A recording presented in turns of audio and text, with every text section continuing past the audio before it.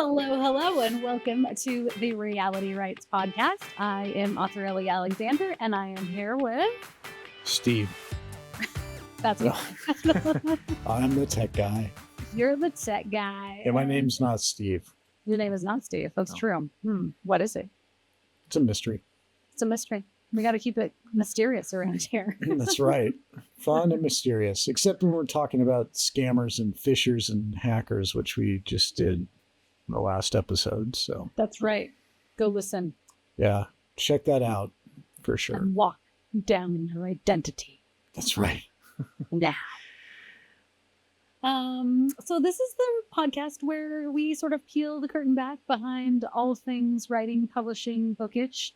And we came up with 10 easy ways that you can support your favorite authors, because your favorite authors probably need your support. That's right. It's hard being a writer, being an author, right? And, the more you can grow your community, the better.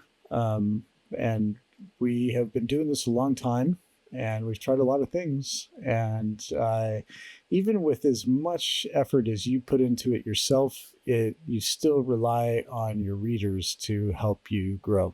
And I don't think there's any other way you can grow. It is definitely, it takes a village. It takes a village. And I and you are always so grateful when readers do grateful. Some of the things. Yeah, so grateful on this list. And I think it's important too, because I have a lot of writer friends as we're speaking who are in the midst of getting series canceled. And I have had series canceled. And it's like books that you might love that are only 2 or 3 books in that are fantastically written could end up not getting renewals because of the way that publishing works. It's really like a numbers game, and it takes a long time to build a readership, to build a series. And so unfortunately, kind of in the world that we're in where everything has to happen so quickly, a lot of the publishing houses don't want to give, especially new writers, that time and space to let a series grow and develop and find its audience.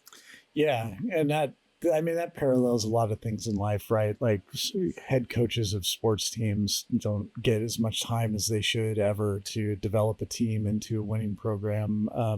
TV series don't get the time they need to develop an audience. And so it's the same thing for books. Some of the best book series just got cut before they really got a chance to grow. And so getting help from readers to grow an audience and just like build that support around an author is so important.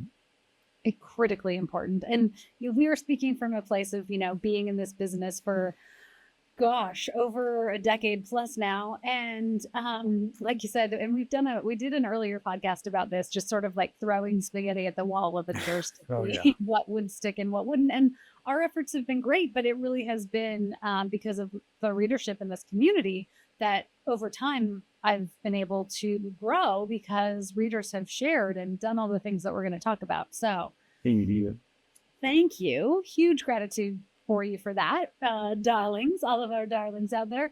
And also, if you have a new favorite author, someone you've discovered, definitely add all of these things to your list. And we're going to go over, we came up with a couple ways that you can monetarily support an author, but we're also going to talk about a lot of free things that you can do to support your favorite author and their books.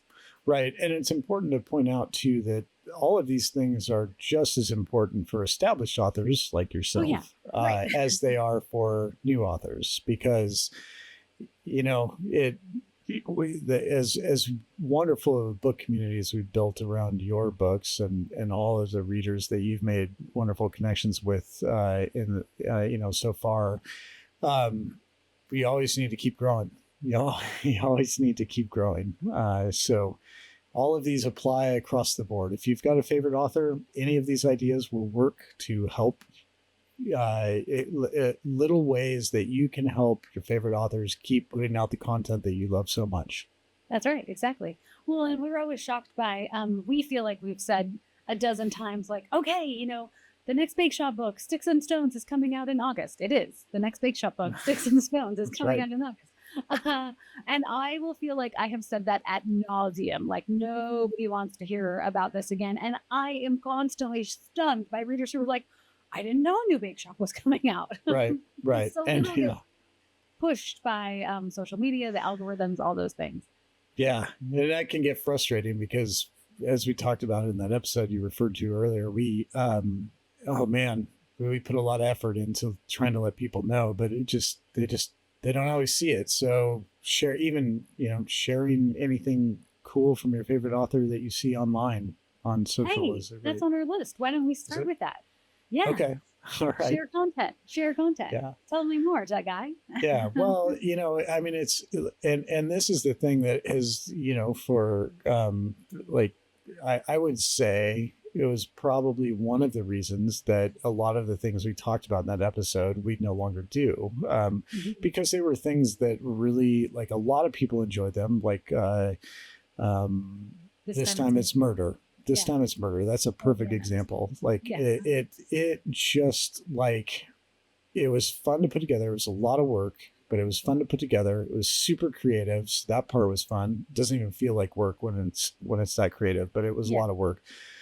Posting it to all the platforms and everything, and editing, sound editing, like, recording the voiceovers, like all of that stuff, getting the props, like it was a lot of work, but we loved it. We had fun with it, and people really loved it at first. And then because it was an episodic piece of content, we saw the views just go like this. It's like the first episode, there was a lot, and then they just kind of went down, And, but one of the things that kind of did it in was that it just wasn't getting shared. And that we've been doing this marketing thing long enough to know that if the same audience is seeing the same stuff over and over and over, it's going to fade over time, because with the way the social media platforms work and the algorithms work and everything, you're not going to see the content repeatedly, and so that was tough. So if you have a favorite author that is sharing content that you enjoy, well, it's great for you to comment and like it, and that's great. Don't stop doing that, but share that's also on the list. Okay. Well, I'll let you talk about that one. But share it with your friends and your family. Like, send that content along, because that just helps it get in front of new eyeballs, essentially, and inevitably those people are going to share it with their friends and their family, and your favorite author that you're trying to help with by sharing this content, you're going to help grow their community, because inevitably people for whom that author is new will see this content and will start following them, and eventually probably buy their book or check their book out from the library or whatever. Well, and the algorithms really like sharing. Yeah, sharing is caring. Sharing is caring. Well, you touched on another one. Okay, so number one is share far and wide. Sharing is caring, and share content. Also, I think this is true for everything. Like, don't just share for the sake of sharing. I mean, that's nice, but share something that really resonates with you. If your favorite author has a quote from one of their books, or has a new book coming out, or anything that feels authentic and resonates with you that you would want to share with friends, of course, I think is great. So that's number one. Then follow your favorite authors on social media, because that helps build their audiences. And then engage, like comment, save a post, any of those things. Also, the algorithms love, and it's a way that you are actually going to hopefully get to engage in return, that your favorite author is then going to see your comment, appreciate it, you start a conversation. Like, that's the social of social media, right? Yeah. And you follow them on different platforms. Like, if you find an author that you like and you find them on X or Instagram or whatever, look for them on other platforms. Go to their website, go to their link in bio or whatever, and look for their other accounts, because it's not always the same content that gets shared across platforms. Right. We do that. I mean, obviously, like if you're launching a new book or promoting a new book, you might post the same content across platforms. But this podcast is a perfect example. If you're listening on Spotify or Apple Podcasts or iHeartRadio, that's great. But we also have a video version of this on YouTube, so you can actually see us. You can see Ellie's beautifully curated office and my complete disaster of a creative space with like 3D printers going in the background and Star Wars stuff all over the place. But anyway, so you can find them on different platforms and get even more content. Absolutely. Okay, we should talk about one of the easiest paid ways that you can help support your author, your favorite author. This one's going to be a shocker. It's really going to stretch your brain, but you could buy their book. Yeah, that is an easy one. And it would seem obvious, but you would be surprised. You would not believe how many times readers have said, like, is it helpful for you if I buy the book? Yeah, that's kind of ultimately how I get paid. Yes, thank you. Kind of keeps the lights on. Yeah, helps keep the lights on. There are lots of other ways that you can get the book. In fact, we could segue into this too, which is libraries. Libraries buy lots of books. So requesting a book at your local library, if you don't have the budget to buy a book, is another great way to support your favorite author. It's a fantastic way, and I don't think people necessarily understand that. I know that a lot of readers don't know about this because we do know so many librarians, great friends, We're so lucky. who are librarians, and they want you to request books. Like they really do. That's how just like you helping grow an author's account, like you help the library grow by requesting books that they may not know about that would be popular and of interest to other patrons. And so what readers should know is that authors do actually make money off of books that are purchased by libraries. Libraries pay a significantly higher fee per book than you as a reader do, just because they're buying 1 or 2 copies and then loaning them out to potentially hundreds or thousands of people over time. So they pay more money up front for fewer copies, but that helps readers. There are thousands and thousands of libraries, so if they all buy the books, like that is a great thing. And you as a library patron, you win too, because then you get to enjoy the book for free. Absolutely. And you're supporting unless you don't return it on time. And then maybe, where you drop it in the bathtub. And then you have to do the library walk of shame. You know that all too well, right? Yeah. The other thing about libraries, so if the library does not have the book in stock, you can request it. You can go to the circulation desk and say, hey, I have this book. I'm interested to know if you could order it. The other thing is, if the library has the book, you can place a hold on the book, because the more holds that a book has, the more likely the library is to order more copies. So let's say they have 1 copy in and they have 1 hold, then they're probably not going to get many more copies of that book in. But if they have 1 copy and they have, 30 holds, they're going to say, oh gosh, we should probably order more. So placing a hold. And then the third library related thing is you can say, like, hey, if you're planning your, events for the next year, I would really love it is you could invite author X to come to the library, because libraries also have budgets to pay authors to come speak, which is huge for authors. I think there's such a pervasive myth about authors being millionaires. And I'm going to tell you right now, like 99% of the authors we love are nowhere near millionaires, myself included. There is like, maybe it's 5%, maybe it's like, there's 5 to 10% potentially of authors who have hit it giant, like big name authors who we can all name.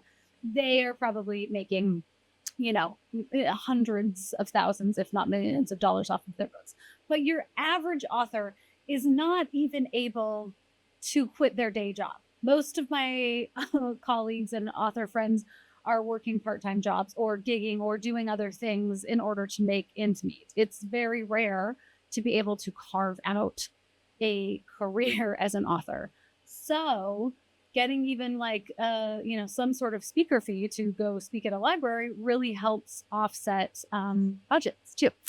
Right. And these speaker fees aren't like, we're not we're not being flown out to talk at a library, and you're not going to be putting a down payment on a home with the speaker fee. But it is nice to get to earn something for putting in the time and the travel and everything. Even with the speaker fee, most of the time, I would say that you and I have done this.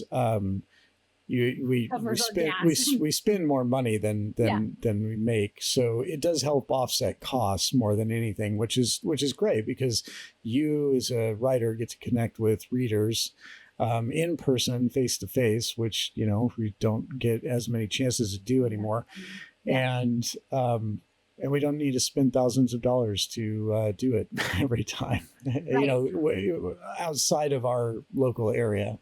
That's what I was just going to say. Yeah. And a good example of that might be, if you're in, I don't know, like New Hampshire and your favorite author is in Wyoming, you might have a harder sell. But if you have, someone in the region or the area that could drive in theory to the library, that's a great request. And it just might put your favorite author on a librarian's radar too, that they might not know about, because librarians are tasked with knowing so much about the book world. Right.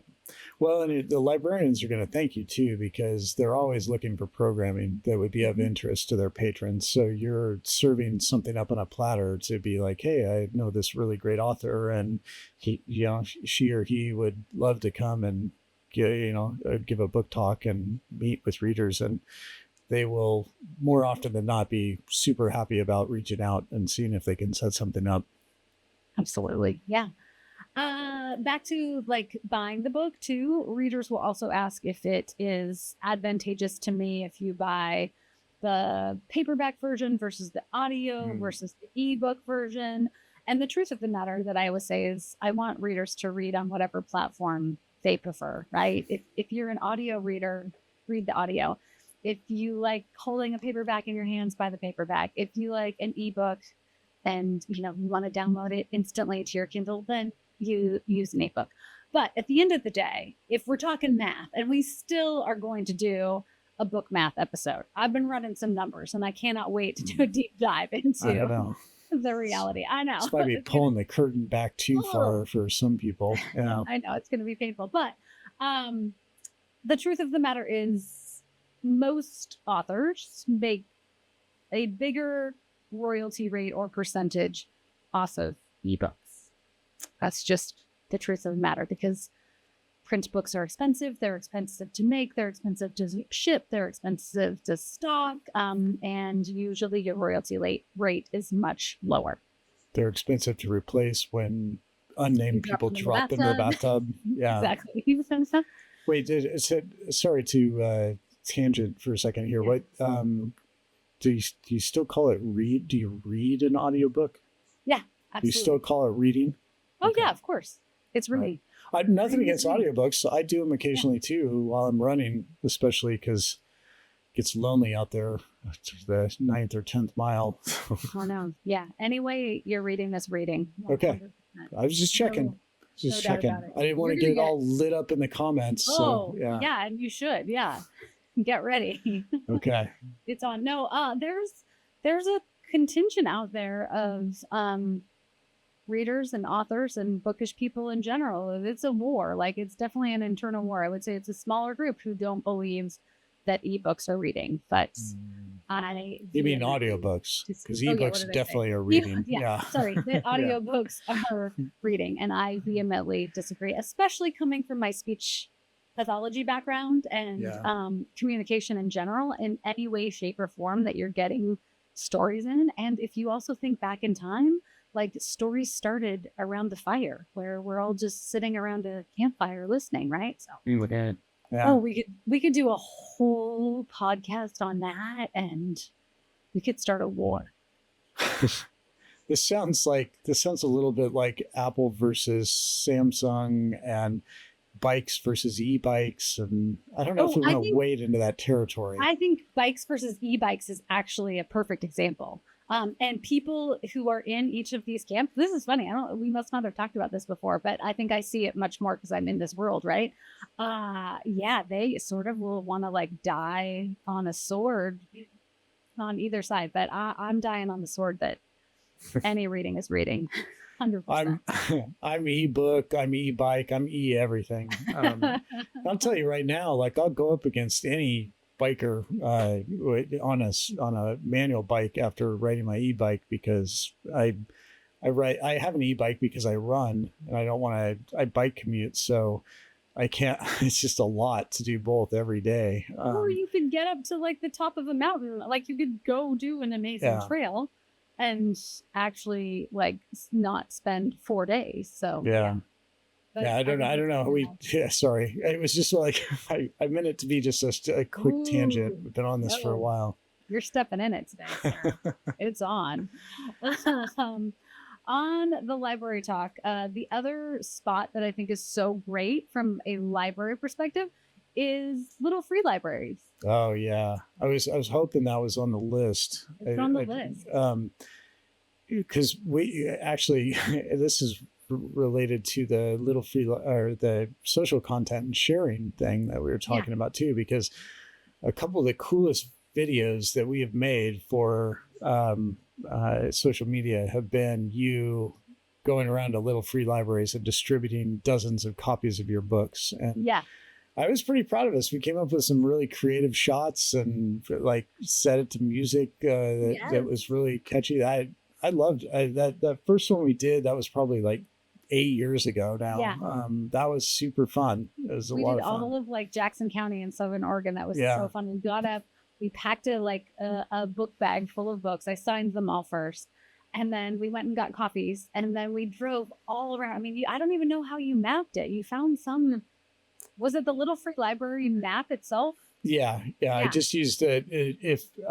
So for just in case people don't know, little free libraries, if you've ever been out on a walk, you've probably seen one. They're the little boxes in front of people's homes that are full of books. And we've seen some of the most creative, inventive.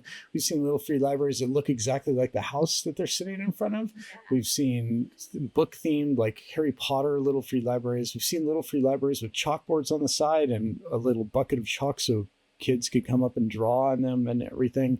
There are ones with dog treats and everything. That is just a great way to like give back to the community and share new books with people. So when we try to do it for every release, just we've been go out for a while. This is something we should go do it. We should do it. Go around and just distribute the books. Yeah, we've got some of my new secret bookcase series just sitting there. So maybe we need to pepper the neighborhood. But if you've read a book and loved it and enjoyed it, you can tuck it in a little free library because then, you're passing it on to another reader who might discover your favorite author and say, oh, I would like to go to my main library or go to my local bookstore and find more of this author's work. And while you're there dropping off the book of your favorite author, look and see if there's something of interest to you. And maybe you'll just continue the cycle. Exactly. Yeah. Bookstore requests. You can go into your local bookstore. Same thing. This dovetails on libraries. But I think a lot of readers don't know. And I often will get messages like, oh, I can't find a book at my local library or my local bookstore. And you can request that your local bookstore order a copy for you, which is fantastic. Yeah. Another thing that I'm just shocked that we hear all the time, or at least I hear when you're doing your book talks and stuff, is that people don't know that they can ask their independent bookshop for any book and they will order it for you, and they can probably get it for you within a day or two. Unless it's super rare, but usually within a day or two from the distributor, and they'll have it for you at the shop, or they can send it to you in the mail, whatever. But they want you to do that. I mean, indie bookstores are typically, with the exception of some like Powell's up in Portland comes to mind, are rather large, but most indie bookshops are pretty small. They don't have a lot of retail space, and so they can't carry every book, but they can be a resource. If you want to buy the book and you want to support small businesses, you can just go to your local bookshop and ask them to order you anything, and they will do it. shout out to like all the bookstores we know, Vintage Books, Beach Books. I place orders with them all the time for books. Spoiler alert, probably going to do that for Christmas again this year. Yes. And we just did a podcast about some of our favorite bookstores and some of our adventures over the years. But I know for a fact booksellers are always happy. And same thing, it might be another opportunity where, I mean, again, most indie stores have limited shelf space. So it's unlikely that they're going to order dozens of copies and stock that book. But will they order it special for you? Absolutely. And in the process, one of the booksellers might discover a new author too, that they end up carrying more of their titles or invite them to the store for a talk. So many other possibilities get opened up that way. And you're definitely supporting a community, locally owned business, which is fantastic. Yeah. And I think one of the other paid ways, since we're on the topic of like buying the book and indie bookshops and everything, is buy 2 copies of the book. Yeah. And I'm not being greedy here. I'm just saying like this is a low cost way, because most books, unless, I mean, you, Ellie, have done some hardcovers. So like those tend to be higher price points, but for the most part, like the mass market or trade paperback sizes are pretty reasonably priced. And when you're there and you're going to enjoy this book, buy another copy and gift it to a friend. Just spread the bookish love. It's just a suggestion. Again, it's not going to like if everybody did it, it'd be awesome, but it's just one other way that you can support your favorite author by helping spread the word about the book. Or if you only buy one, when you're done reading it, gift it to a friend. Yeah, exactly. Yeah.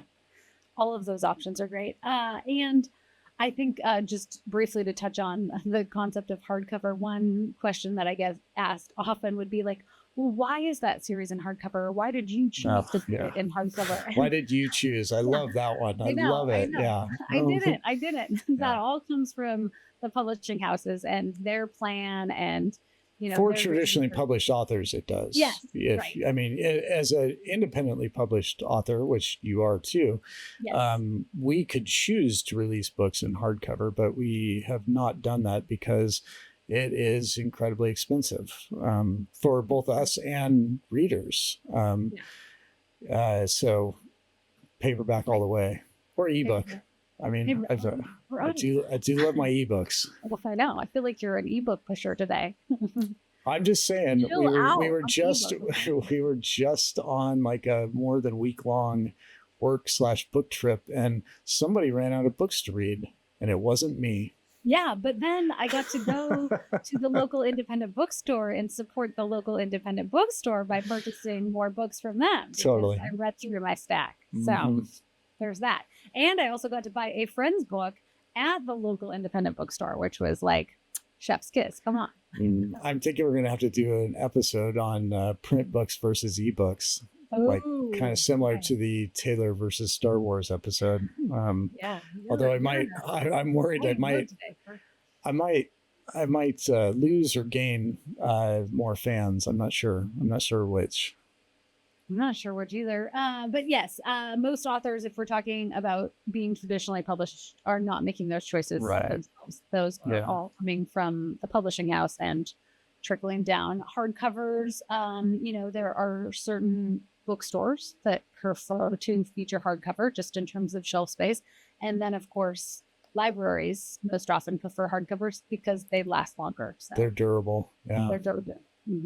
Unless you drop them in the tub, because that's another consistent they get just as wet. Yeah. Oh yeah. One of the most underlooked ways, underutilized, overlooked. What did I say?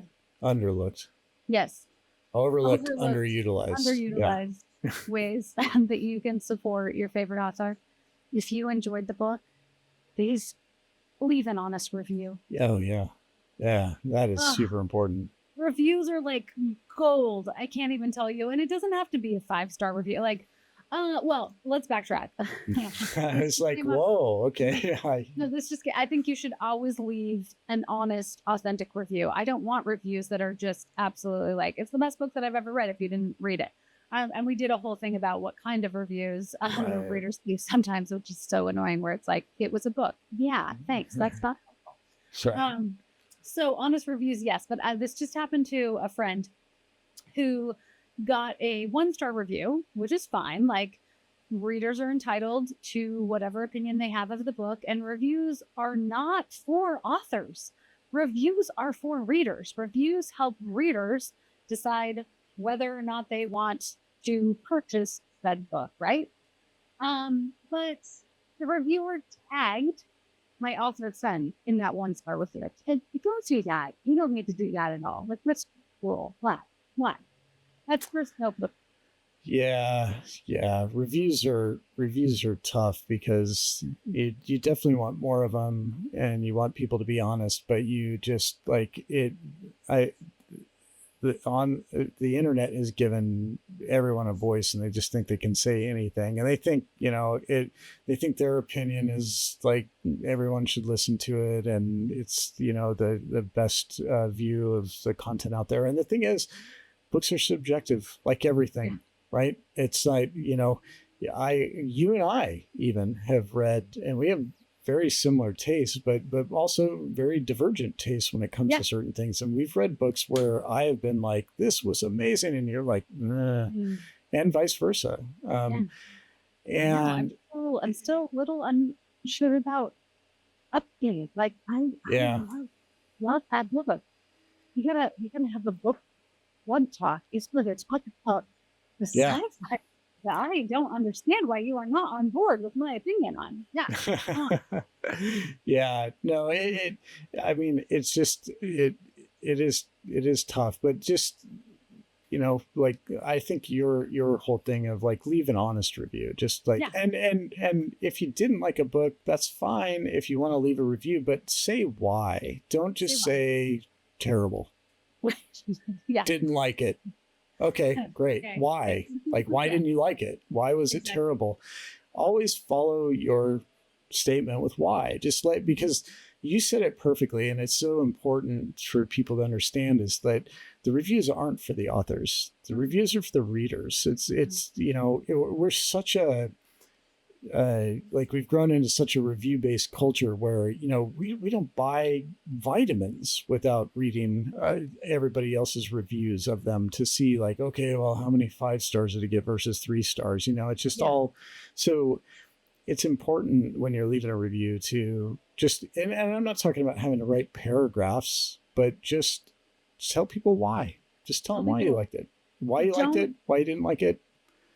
Whatever. Don't tag an author in a terrible author review. There's no need for that. No. But but that reminds me, we should do a mean reviews episode of the podcast. Okay, we haven't done that in a while because there are some doozies. Yeah, great. There's some gem. But going back to that concept of the fact that reviews are for readers and help a reader decide about a purchase or whatever, I was reading reviews from a coffee shop that we were going to try, and there were a couple 1-star reviews, and it made me want to go to the coffee shop because it was like, oh, the turmeric latte was so like turmeric heavy. I was like, that's the coffee I want. Okay, that's a 1-star review for you, but that's a yes for me. So the same is true for books, right? Like maybe somebody's like, Lance is way too over the top. Like he's so dramatic with his like OSF artistic flair or whatever. Like some reader might be like, I want that. I want a little drama in my reader, whatever it is. So. Right. Well, and for those of you who like leaving 1-star reviews out there, the one thing I will say is everyone's laughing at you because we've been on many a road trip where Sky Guy's been in the back seat just reading off 1-star reviews on Yelp for restaurants and whatever we're going in the town we're going to. And we are just dying laughing at some of these things because inevitably you might think you're coming off looking really smart and well informed, but no, not so much. Not so much. Yeah. But back to the whole point of how you might help your favorite author, especially if an author or a book is just out, having reviews early on and continuing to see reviews come in, help the algorithms, right? And help booksellers and librarians and everybody else say, oh, wow, this book is something that people are really excited about. We should buy another copy, or we should feature this in the front of the store. Or if somebody's shopping online, they might read through and say like, wow, okay, there are dozens of great reviews. I'm interested in this book now. So reviews. And I'd say that's probably the one that has done those, if not the least, it's in the top 3 of things that are done the least for authors, which always surprises me because it's just it's so easy and it's so fast. It just doesn't take that much effort. And I think, so yeah, I would put that at the top of the list. If you really love a book, leave a review. Review it. Yeah. Yeah. In the same vein, recommending your favorite reads to friends and or book clubs that you might be part of. I am like such a book pusher if I have loved a book. And I have my own mystery book club that I'm doing here with my friend and bookseller Lee at Lee's Books in Sunnyvale. And I am just like, no, we have to read this book. Here's why, because blah, blah, blah, blah, blah, blah, blah. I get a little bit bossy about wanting to share books that I have loved. But that helps so much because word of mouth is unparalleled. If you have enjoyed a book and you have similar reading taste to a friend, odds are good that they're going to enjoy it as well. Yeah, you should all give yourselves a lot more credit. You are more influential than you think. You might not be an influencer on social media with millions of followers and everything, but when you talk to your friends and family about things, they listen. And so if you tell them about something that's really, got you excited, something you really loved, they're going to check it out. Pass it on. Yeah, for sure. And then last but not least, and this is our other paid thing that you can do, is you can support your favorite authors on other platforms that they're on, like Patreon, Ream.